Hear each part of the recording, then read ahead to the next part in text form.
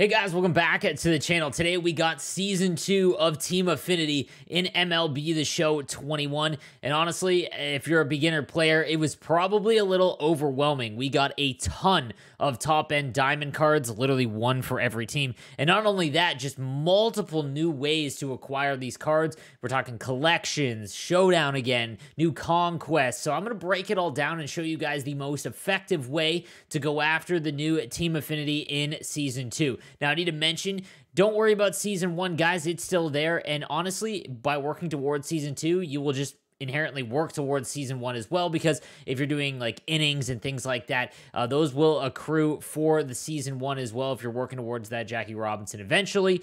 But I'll show you guys all of the new stuff that you can grind towards, as well as the new 99 Mariano Rivera, and we'll talk about that in just a little bit. Guys, don't forget, subscribe to the channel for daily MLB and NHL content. All right, let's get into Team Affinity Season 2. All right, so let's just jump right into it. If you go to Team Affinity now in the program section, you'll see stacked on top of Season 1 is now the new Season 2s. And again, there is a high-end diamond card for every single team that you can acquire by doing the same kind of stuff and acquiring the Team Affinity points. Now, I learned a ton from grinding out the Season 1 version because I wasted a lot of my effort early on, and I've kind of got a streamlined method that you guys can easily follow along and, you know, achieve these cards a lot easier. That being said, it's going to be different for different, levels of, card collection and how far you into the game. If you're brand new, like you just started picking it up this month, maybe that kind of thing, it is going to be a bit different.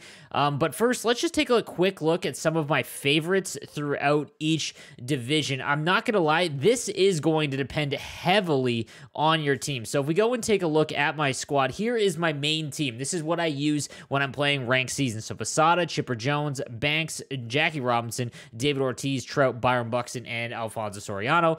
And then my pitchers are the Corbin Burns. I've got the superfractored Felix Hernandez, Bob Feller, Tanana, and then Tom Glavine, and then, just a slew of really good end relievers. So honestly, where I want to look first is shortstop and catcher, and this is all going to be just, again, based on what you need for your team. Obviously, a lot of players, especially if you're a beginner player, you won't have Chipper, you won't have Alfonso, maybe you have David Ortiz. So there's going to be spots there, and then that's going to change the ones that you should go after early on. But I just thought that maybe we should highlight some of the bigger ones to go after, because that's one of the most popular questions is, hey, Sleeves, what do I go after first? So we're going to head over to the AL West. We're going to go over here and take a look at the Team Affinity Choice Pack that you can get for the AL West, and I specifically want to focus on the future star Sam Huff. As a catcher, I'm full proponent of guys that can just mash the ball, because, again, if you're not someone who can consistently hit a lot, again, especially my content is geared towards beginner players, you want to make sure that when you do make contact, you've got a shot to change the game. And obviously, this Sam Huff card with 105 power against righties, 102 against lefties is phenomenal. And his defense is great as well. That arm at 90 is super useful. And you go over and look at his quirks. Cannon arm, sniper, and then vacuum. Unbelievable for a catcher. And then bomber excels at hitting home runs. And he's got hitting machine as well. So there is another option as well at catcher. But Sam Huff, in my opinion, is the best one to go after in this. And that's who I'm focusing on first. Now, for shortstop, there are a few. We'll start with Jordan Groshans from the Toronto Blue Jays, another future star card. Again, I'm just not really good with Ernie Banks. I don't know what it is. And again, that's how MLB is and why it's so great. Some people do really well with certain swings, some don't. And Ernie Banks is just kind of one of my weak spots in my lineup. And my lineup is phenomenal in terms of rating. So I really want to go after this Jordan Groshans card. He's got great defense, decent speed at 70, nothing crazy. And then obviously elite contact and really high end power, especially if you can get him into the high parallel. So he is going to be one of the options that I'm going to try. And then also, honestly, if you go over to the NL East, there is another option at shortstop as well, and that is the Mets future star Ronnie Mauricio. So he has got a little bit less power, a little bit less contact, but that that defense is almost maxed. And again, he is a switch hitter, so that does come into play. A lot of people are going to be choosing this card from what I've seen and just from the top end guys. I'm probably going to try both because I am going to try and grind towards the Mariano Rivera, which I'll show you in just a moment. But those are these are the ones I'm looking at for shortstop. Another standout is in the NL West, the Dante Bichette Bichette, again, max contact against lefties, unbelievable power. Obviously, his defense takes a bit of a hit for a fielder, but nonetheless, this is a almost perfect hitter and someone that can do absolute damage. I played a couple showdowns with him, and he absolutely hammers the ball. Not to mention the card art on this is phenomenal. The milestone card art is just so nice. So this is one that I am probably going to target after or early on after I get my shortstop and catcher. But a really, really nice one in the Dante Bichette, the 96 overall. So, okay, guys, I don't want to go through all of them. You can go through and just take a look at quickly as yourself, because it is going to, there's one for every team, so I don't want to break down every single card, because this is more about how to acquire them quickly in a video, not just showing you them all, and it is going to really depend on your team makeup. Now, how you want to focus on doing these, and the mistake that I made is that these cards right here, so these are the early on flashbacks and legends. You get to choose one early on with only 5 team affinity points, and these are the cards you want to focus on first. And don't forget, I'm going to show you the Mariano Rivera collection, but these all play into that as well. And not to mention, for beginner players, there's just a lot of decent diamond cards that you could probably use in your lineup still. So what you want to do is load up on these flashbacks and legends. Try and get at least 2 from every division, or or maybe even 3.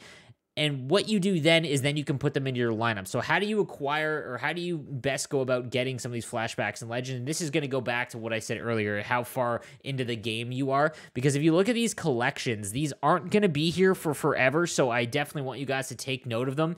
And especially if you've got a ton of no-sell and they're already locked in. So if you cash in these 20, if you go down, to collections, and you cash in the 20 out of 20 here, you will get a big boost in the Team Affinity. You'll get another 10 right there. So that already unlocks one of those diamond cards for you.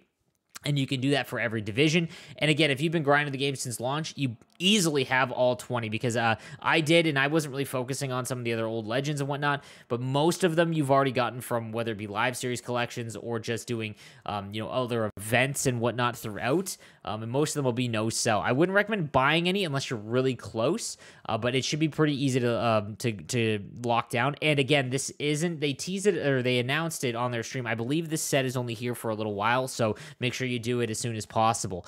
Then you can take a look at your exchanges. And again, for beginner players, just take a note that if you go through here and you go and do the exchange, that when you cash in this player, it will be gone. And this is basically your duplicates, okay? So if you've got a live series card already locked in, like Steven Fuentes for the Nats, I've already got 1, so I've got 2 extras, and you can exchange these.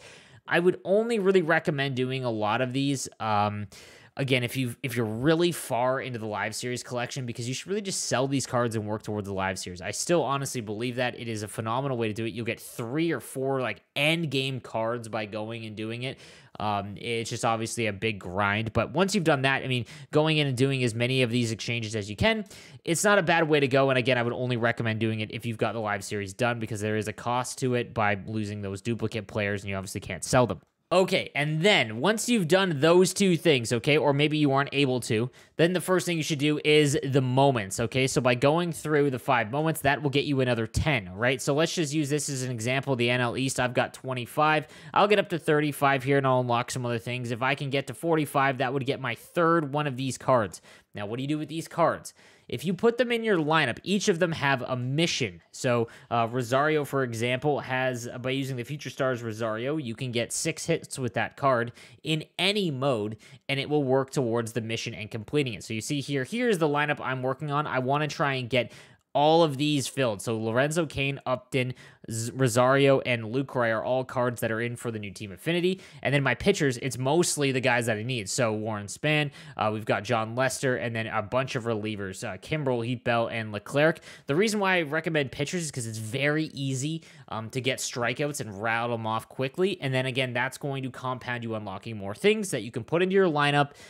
And then you go into Conquest and getting the new Conquest done. So if you go to Conquest now, you'll see East Affinity 2, Central Affinity 2, and West Affinity 2.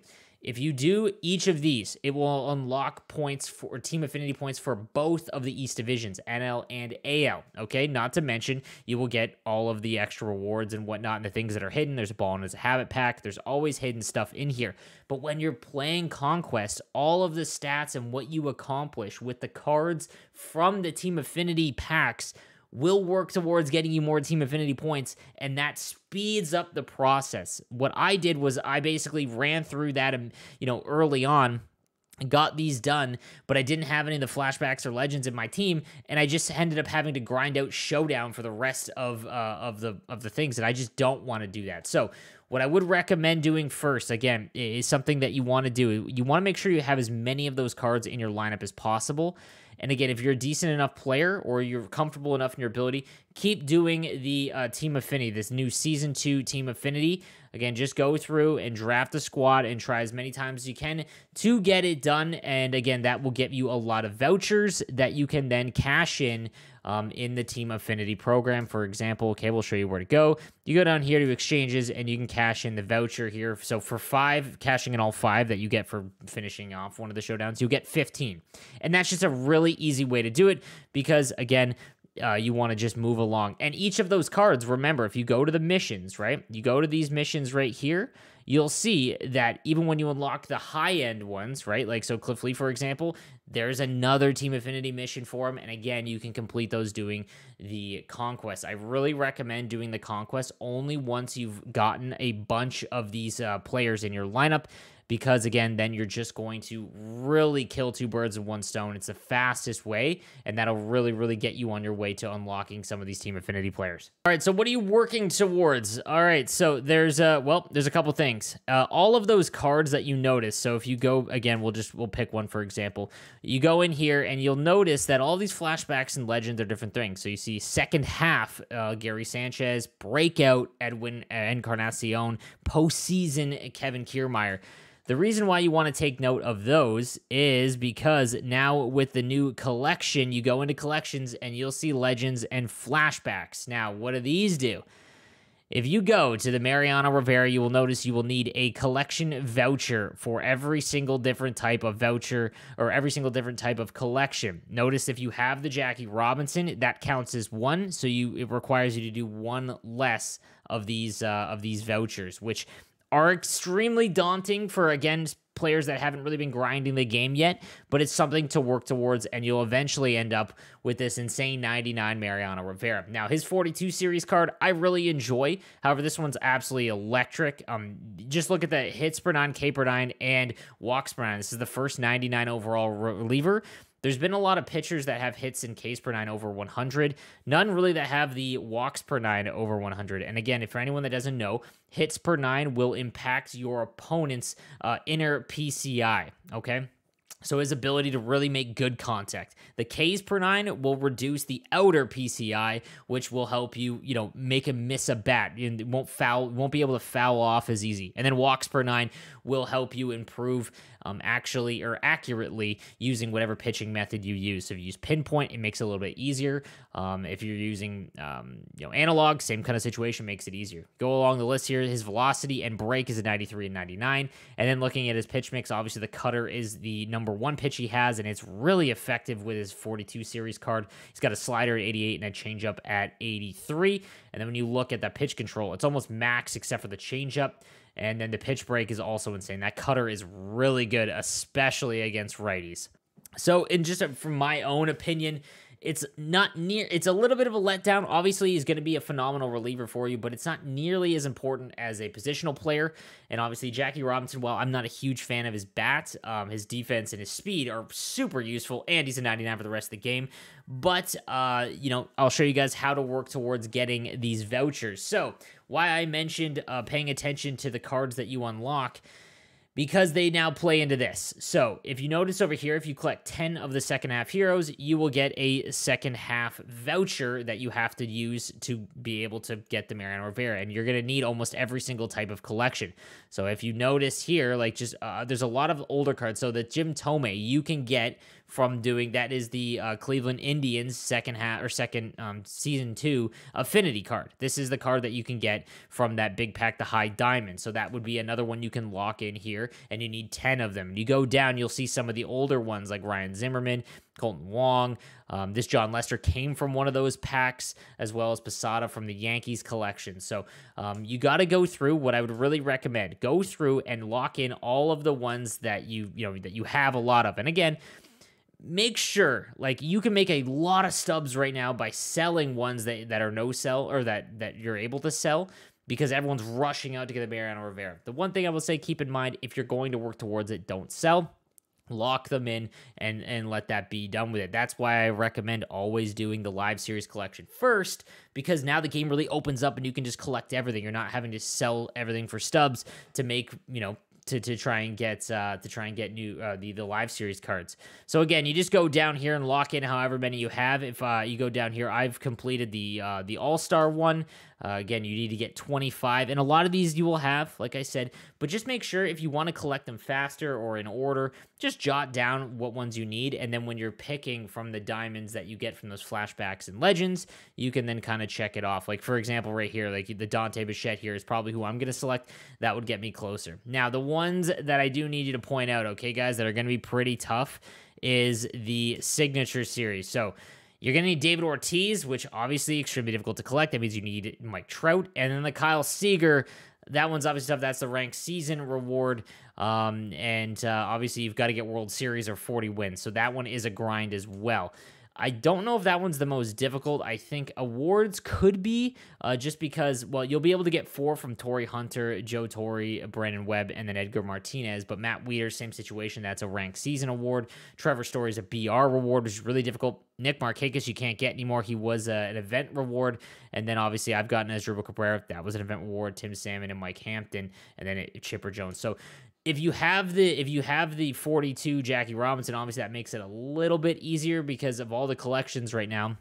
Like there's 12, 13, 14, right? So there's one that you don't have to go towards. Just use your head. Go whatever one you don't think is that expensive. Honestly, the prospects one for me is probably the one I'm going to avoid. You need 20 of these, and the prospect price has jumped up insane. They're all about 10K now to try and get that one. So if you don't have a ton of prospects, I would recommend not doing it unless you want to go and grind that Albert Pujols Conquest a ton, because you get 5 every time you complete the entire map, but that's just such a grind. All right, guys, so I hope that helps explain everything that's going on in Season 2 for Team Affinity. It's an awesome, huge content drop. I'm super excited for it, and if you want to watch me, go after it, check me out on Twitch. I go live at noon Eastern time every single day. Link is down below, and again, please subscribe if you did enjoy the content. I'll see you guys tomorrow. Have a good one.